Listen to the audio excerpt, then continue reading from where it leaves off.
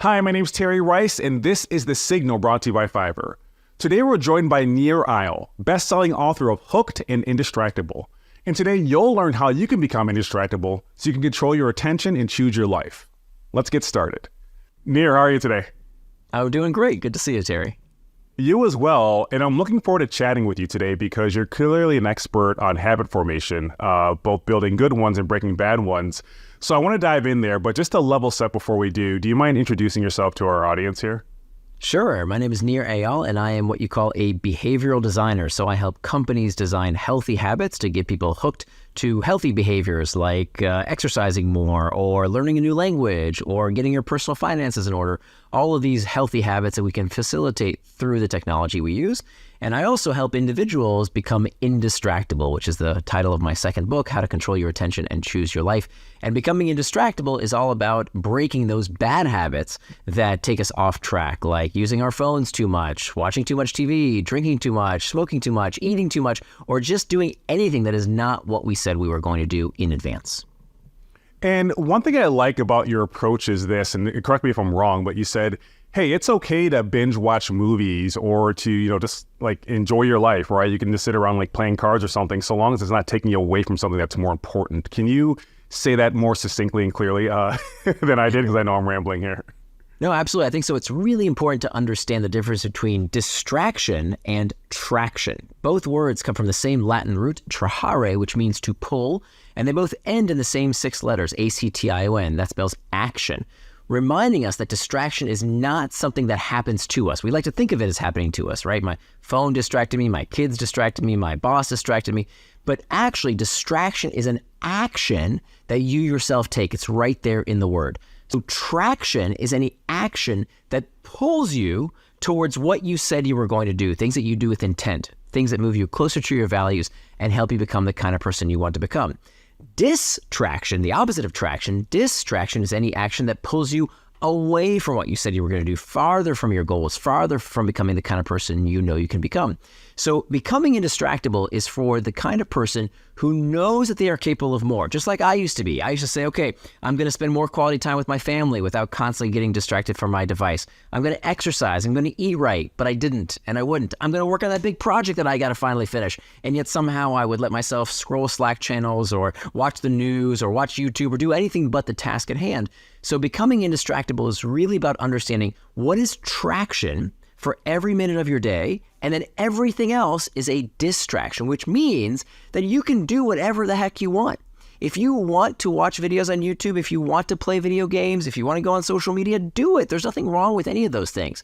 But do it on your schedule and according to your values, not someone else's, certainly not some media companies. So anything that is not what you plan to do is distraction, and anything that you said in advance is what you were going to do, even those fun things, even what might otherwise be considered distraction or frivolities, anything that you plan to do ahead of time is traction. Yeah, I love this because it takes away the guilt from enjoying yourself sometimes. Like Absolutely. Sometimes it does feel good to sit down and just binge watch a bunch of movies. And to your point, so long as it's not pulling you away from something you should be doing, then you're free to do so. So I really do appreciate that. And it's very important to realize that 90% of our distractions, 90% of our distractions begin from within. These are called internal triggers. So we like to blame the pings, the dings, the rings, all of these things outside of us. But that I like to blame my kids.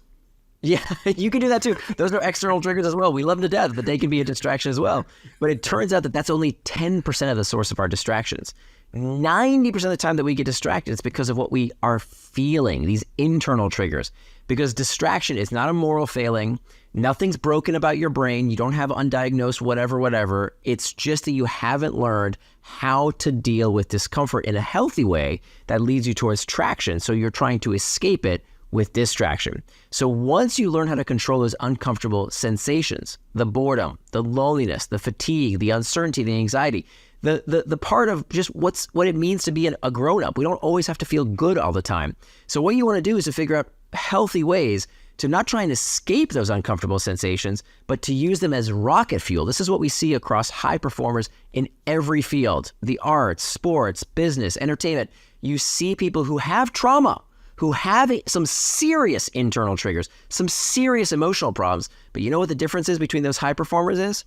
they use those internal triggers to propel them forward. Like rocket fuel, they use those internal triggers, the same internal triggers the rest of us feel, as opposed to what distractible people do. Every time they feel bored, lonely, uncertain, they try and escape it by scrolling it away, by clicking it away, by drinking it away, by smoking it away, as opposed to dealing with those internal triggers in a healthy manner, as opposed to a harmful manner. I love that because for me, when I feel like distraction coming on and I fight it, I feel like I'm separating myself from the previous version of myself that would have given in, that wasn't getting the outcomes that I wanted because of these distractions. So I see it as, you're right, like rocket fuel, but also saying, look, I'm so far away from that person because I've been able to master these internal triggers. Yeah. But one thing that you say in your book, and I love this, you say, time management is pain management. And you mentioned that before, like we don't want to be uncomfortable, and that's why sometimes we have trouble with distraction. Can you unpack that, please? Absolutely. So let's start with this myth that the brain tells us what to do based on the pursuit of pleasure and the avoidance of pain. You've probably heard this before. It's called a carrot and the stick metaphor. You've heard about this, right? The carrot and the stick. Jeremy Bentham said something like this. Sigmund Freud said something like this. Turns out it's a nice metaphor, but it's not what's actually happening in the brain. We can actually see now, through the miracle of fMRI, we can actually see what's happening in the brain. And we know that the brain is not motivated to pursue pleasure and avoid pain, but rather everything we do for one reason and one reason only, and that is the desire to escape discomfort. Everything you do, everything you buy, everything you click, everything you do is about the desire to escape discomfort.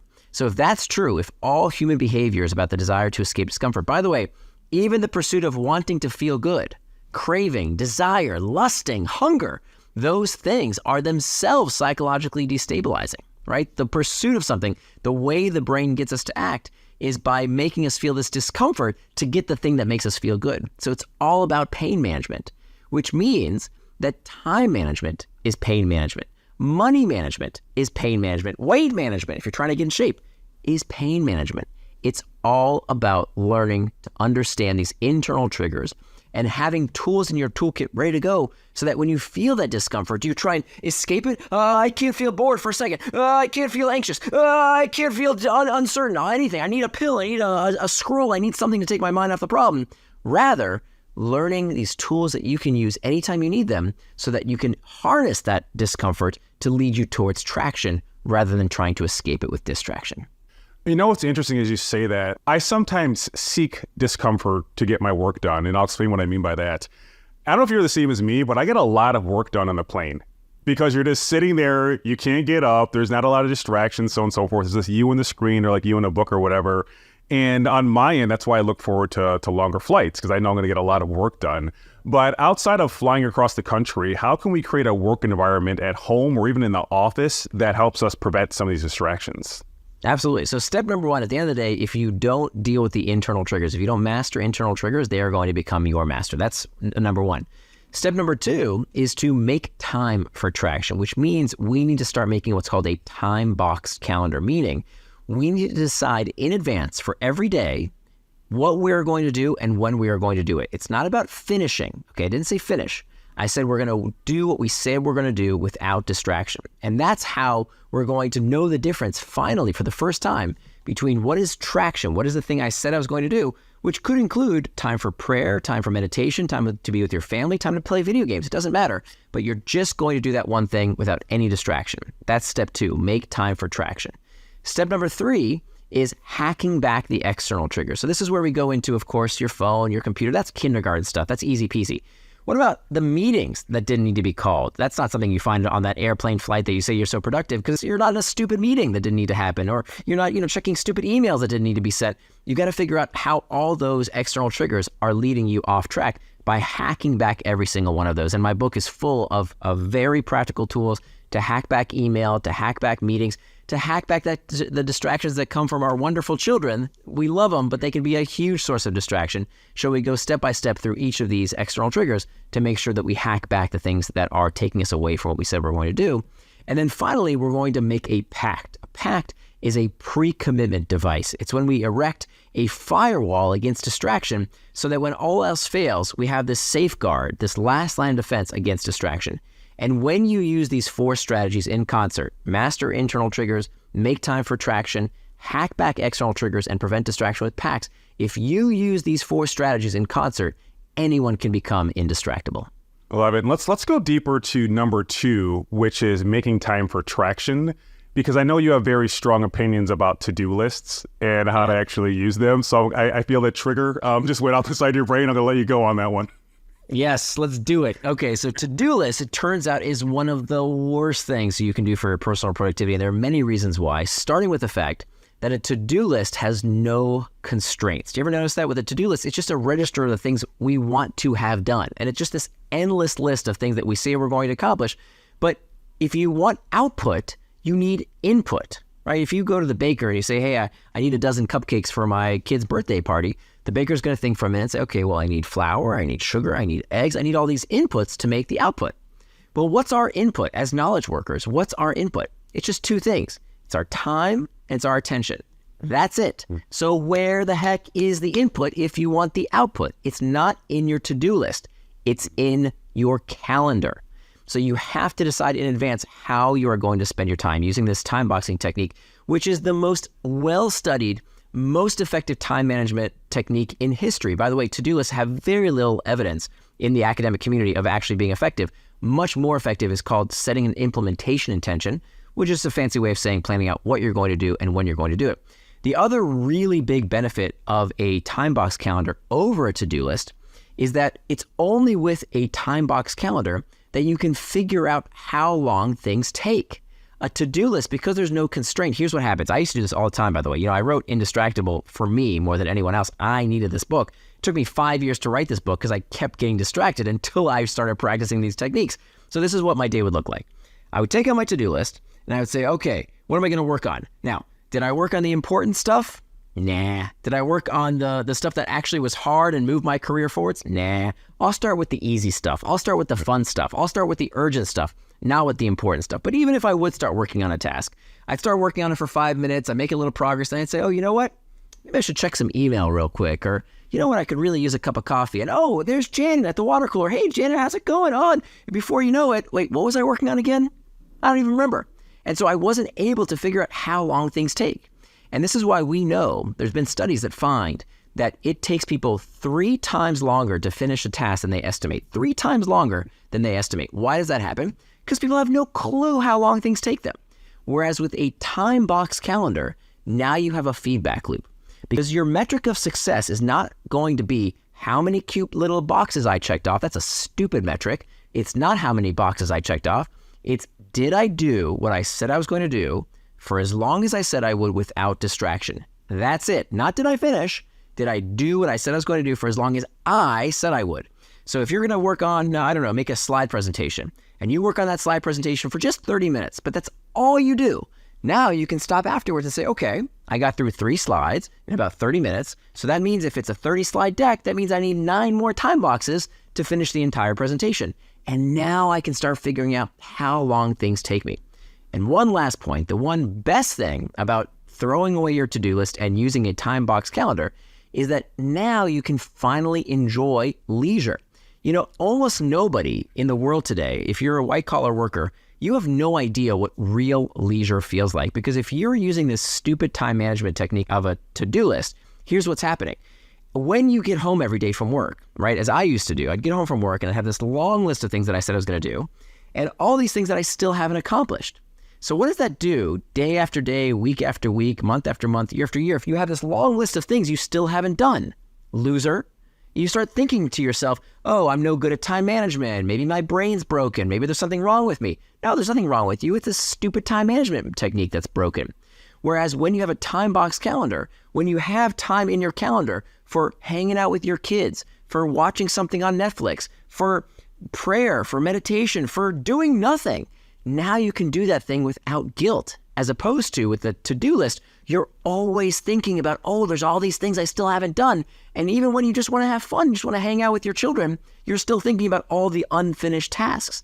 With a time box calendar, anything but the thing you said you were going to do, whether it's being with your kids, playing video games, watching a movie, you can relax because now that is traction and anything else would be a distraction. I like this because one approach I've been leveraging recently is, sure, you can always do more, but have you done enough? And when you actually have that time box, you know what enough is, and then you can go relax. But one challenge I think office workers have is Jan at the water cooler, right? Jan is talking about how great the bagels are, so on and so forth. So how can we create a culture within organizations that lead to not being distracted? And one example that comes to mind is Y Combinator. They have a maker schedule and a manager schedule. So in the morning, typically it's a maker schedule. That's when you're doing your creative or critical work. And in the afternoon, it's the manager schedule. That's when they have meetings and all these other admin type things. So how can people listening that work at an organization and maybe don't have as much control over their schedule create this culture of innovation that comes from this focus? Yeah, absolutely. So the key word there is culture.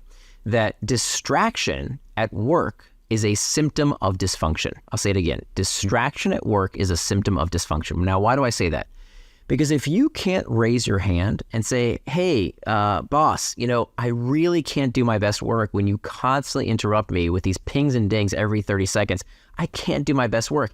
If you can't raise that kind of legitimate concern without fear of getting fired, that is the problem. It's not email, it's not Slack, it's not your cell phone. It's the fact that you don't work in the kind of company culture where people can freaking talk about this kind of very common problem. That is the problem. And so what we find is when people talk about this problem, they can find a solution. So what works at Y Combinator may not work in a different company. In fact, I profiled 2 companies in the book that went from a very distractible workplace culture to an indistractable workplace culture by fixing their company culture. And I go exactly through step by step. There's 3 main things that these companies both did to become an indistractable workplace environment. Now, if you are in a management position, you absolutely need to read Indistractable and build an indistractable workplace because everybody's looking to you, right? Culture flows downhill. It's like water. So people are looking to the manager. They're looking to you as the boss to figure out how should we behave here? How do we get our best work done? And so they're going to look to you. So you absolutely have to build an indistractable workplace culture if you want people to perform their best. If you want to make sure people stay with you and don't burn out, you've got to learn these tactics. Now, what if you are indistractable, but your boss isn't? Your boss is crazy distracted. Let me give you a very practical technique that you can use. This is called schedule syncing. Schedule syncing acknowledges that when you have a time box calendar, when you do what we previously talked about and you plan out how you're going to spend your time at work, you have a physical artifact. You have something you can print out, you can show to your boss, and now here's what you're going to do. You're going to sit down with them. You're going to say, hey, boss, can I just have 10, 15 minutes of your time? Let me just sit down with you for a few minutes. I want to show you something. And you're going to show them your time box calendar for your work week. Okay, here's during your office hours. Here's how you're going to spend your time. Okay, I'm going to do email here. I'm going to go to this meeting. I'm going to work on that big project you asked me to do. Here's my week ahead. Now, you see this other piece of paper here? Here is where I wrote down all the things that I had trouble finding a place for in my week's calendar. And at this point, I am helping you avoid the very worst piece of personal productivity advice. What is the very worst piece of productivity advice? The worst piece of advice is, if you want to be more productive, you have to learn how to say, Terry? Oh, no. Exactly. You have to learn how to say no. That is the stupidest piece of personal productivity advice. You're going to tell your boss, the person who cuts your checks, you're going to tell your boss, no? Let me tell you what's going to happen. You're going to get fired. Right? This is the kind of advice that only tenured professors give, not people who have had an actual real job with a boss. Because if you tell your boss no, they're going to find somebody else who's going to say yes. So you don't say no to your boss. You help your boss do their most important job. What is the most important job of a manager? A manager has one important job. The most important job a manager does is to prioritize. That is the job of a manager, to prioritize. So you're helping your boss do their most important job. Here's my calendar for the week ahead. Here's this list of things that I'm having trouble putting into that calendar.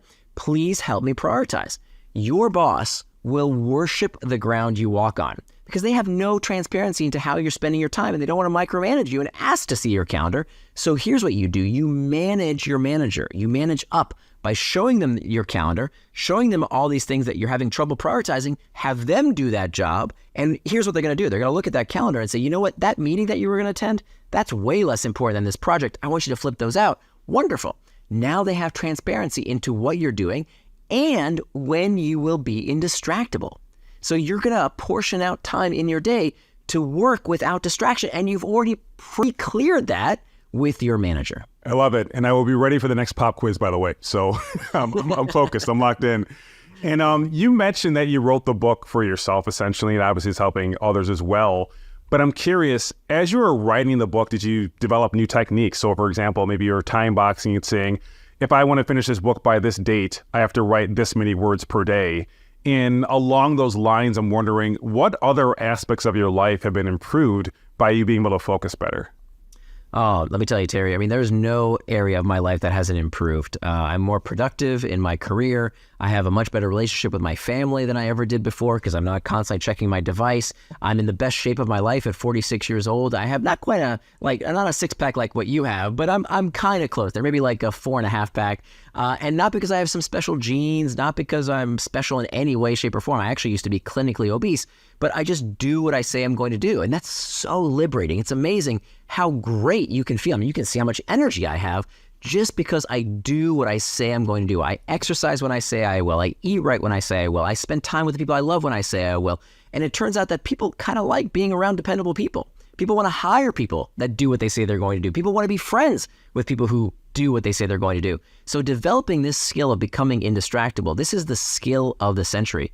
Because our world, unfortunately, I think is bifurcating into people who will allow their time and attention to be controlled and manipulated by others, and people who stand up and say, no, I decide how I will spend my time and attention because I am indistractable. So Nir, for everyone listening, what is one key takeaway from the book that they can apply almost immediately to become less distractible?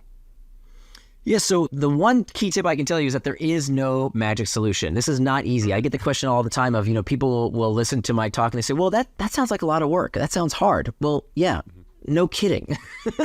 Everything worth having is on the other side of discomfort, is on the other side of struggle. So time management is hard, right? You want to be like everybody else? Don't manage your time. Let the media control what you do. Let other people control what you do. Do whatever everybody else does. Be overweight, be overworked, be underloved. Yeah, sure, just do what everybody else does. Be like everyone else. Why? You don't have to be exceptional. And if that's cool with you, totally fine. You don't need my book. But if you know you are capable of more, if you know there's something inside you that is dying to get out, if you could just focus long enough to work on that thing without distraction, then what you need to remember is not a trick, it's not a tip, it's not a life hack, it's this mantra. Remember this, that the antidote to impulsiveness is forethought. I'm going to say that again. The antidote to impulsiveness is forethought. Distraction is not a moral failing. It's not a character flaw. There's nothing broken with you. It's simply an impulse control issue, meaning we haven't learned the skills to deal with these impulses to get distracted. But if we plan ahead, there is no distraction we can't overcome. But if we leave it to the last minute, you're going to fail, right? If you're on a diet and you've got the chocolate cake on a fork on the way to your mouth, you're going to eat it. It's too late. If you're trying to quit smoking, but the cigarette's lit and it's in your hand, you're going to smoke it. If you sleep next to your cell phone every night, well, and you reach for it before you even say hello to your loved one in the morning, it's too late, right? You've already lost. They already got you. But if you take steps today, remember, the antidote to impulsiveness is forethought. If you think ahead, if you take steps today, there is no distraction you can't overcome tomorrow. Nir, this has been amazing. I want to thank you for your time and your wisdom and your guidance. And I'm wondering, just like everybody else, how can we learn more about you? How can we follow along? What's the best way to do so? Absolutely. So check out my blog, Nir and Far. Nir spelled like my first name, so nirandfar.com, but it's N-I-R, not N-E-A-R. It's N-I-R, like my first name, nirandfar.com. And my book is titled Indistractable, I-N, the word distract, A-B-L-E, Indistractable. And the subtitle is How to Control Your Attention and Choose Your Life. And you can find that wherever books are sold. Awesome. Thanks, Nir. I appreciate you. Thank you, Terry.